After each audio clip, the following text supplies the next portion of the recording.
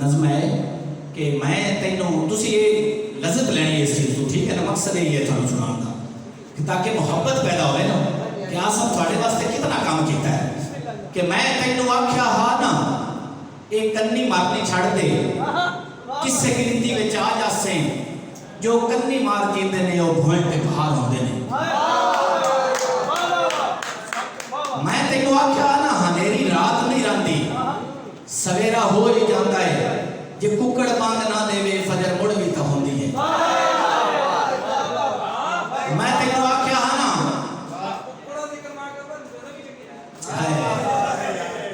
मैं तेनों आख्या हाँ ना जो दरवेशां ना मोड़ी इन्हां दे मुंह चो निकली गल ठीक होंदी है ते हमेशा लो तलीक होंदी है।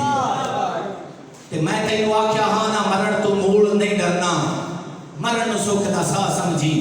है जीवन मौत तो औखा मैं जी के वेख बैठा। ते मैं तेनों आख्या हाँ ना सिरां ते आई गढ़ड़ी नो ए राठ इंजी चांदे ने जिवें चावण दा हक होता है ते मुंह चो सी भी नहीं करदे। क्या बात है, क्या बात है। पहले शायरी जड़ी आई ना पहले शायरी ये दरबारा तक महदूद रही लेकिन जदों शायरी ख्याली महबूब की जगह जदों वतन को मिली है ना आवाम को मिली है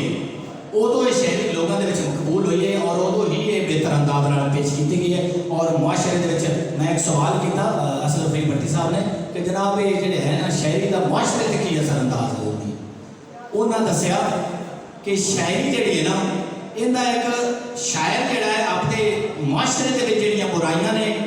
जेडे उतार चढ़ाव ने उन्होंने बड़े अट्रैक्टिव और बेहतरीन और दिलकश अंदाज में लोगों के सामने पेश करता है। ये शायरी का फायदा है, ठीक है ना, बड़े अच्छे अंदाज में वो समझा सकता है। एजुकेशन लोगों को मिलती है और मौजूदा दौर के दौर के जो शायर हैं उन्होंने तो तेवर लहजे दोनों बदल गए। वो अपने जो सवालात हैं बड़े बेहतरीन अंदाज में लोगों के सामने रखते हैं तो बड़े तुम तराक नाल उन्होंने जवाब पेश करते हैं मुआशरे के सामने।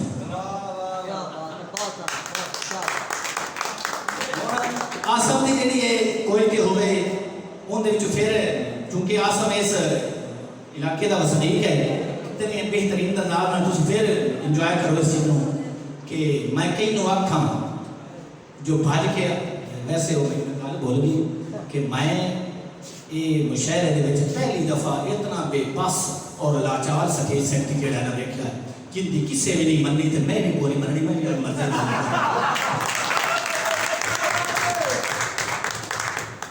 कि मैं कई नो आखा जो भज के आवे वसे बसारे दीवार सदे बुलावे बसों ने खोजियां नो विखावे कत्तां नु पाड़ होए। मैं कई नो आखा जो सन ते लगे सबूत खुरियां नु नाड़ सोटी अलीक छड़े खड़ी जे खुरियां निशावरां दे तरेडा दे के निशान लपे। मैं कई नो आखा जो नैन दे चोरा तू पिछले सारे हिसाब मंगे बंगार गत्ते चवाहरवानो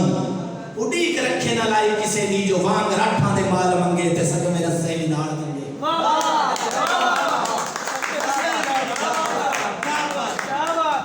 मैं कई नु आखा